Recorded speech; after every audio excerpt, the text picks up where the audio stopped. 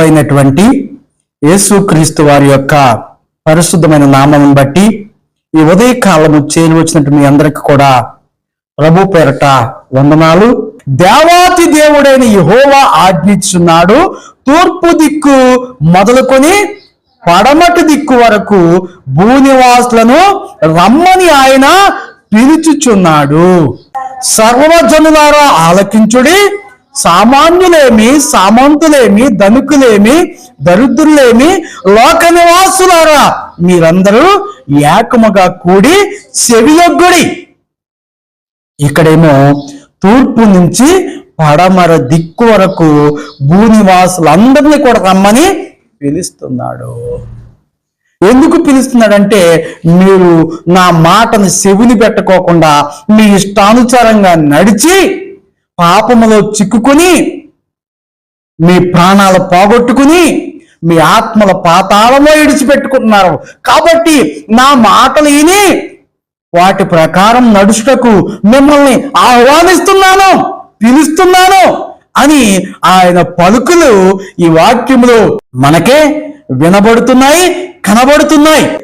ఎప్పుడైతే మనం వింటామో, ఎప్పుడైతే ఆయన మాట విని ఆయన యొద్దకు వస్తామో మనమంట ప్రకాశిస్తామంట. చీకటిని పారదోలుటకు ఎందుకు ప్రకాశిస్తున్నాడంట? ప్రకాశించడం అంటే ఏంటి?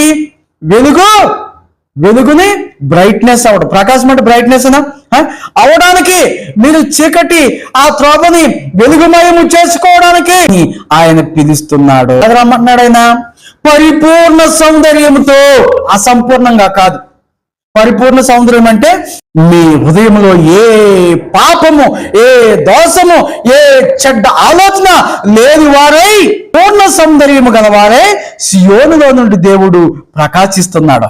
ఆయన యందు ఏ దోషము, ఏ పాపము, ఏ ముడత, ఏ కళంకము లేని వాడిగా ఆయన ఏం చేస్తున్నాడంట? ప్రకాశిస్తున్నాడు. ఆయన్ని చూడాలంటే నువ్వు కూడా పరిపూర్ణ సౌందర్యం కలిగి, పరిపూర్ణమైన సిద్ధపాటు కలిగి ఆయన యొద్దకు వస్తే ఆయన నీకు కనబడతాడు. దేవా నాకు కనబడము, అందరికి కనబడము, అందరితోనూ మాట్లాడము, నాతోనూ మాట్లాడము, అందరితోనూ మాట్లాడమని మరి దేవదాసయ్య గారు చెప్పినటువంటి ఆ యొక్క పలుకుల్లో ఈ మాటలు మనకి కనబడతాయి. మన దేవుడు ఏం చేయుచున్నాడు? వెయిటింగ్ చేయుచున్నాడు, నీ కోసము ఎదురు చూస్తున్నాడు. నువ్వు రమ్మని పిలిచాడు కదా, నువ్వు ఎప్పుడు వస్తావని భూ ప్రపంచ ప్రజల కోసము పరిశుద్ధులైన ప్రభువు ఎదురు చూస్తున్నాడు. ఎవరు వస్తారని?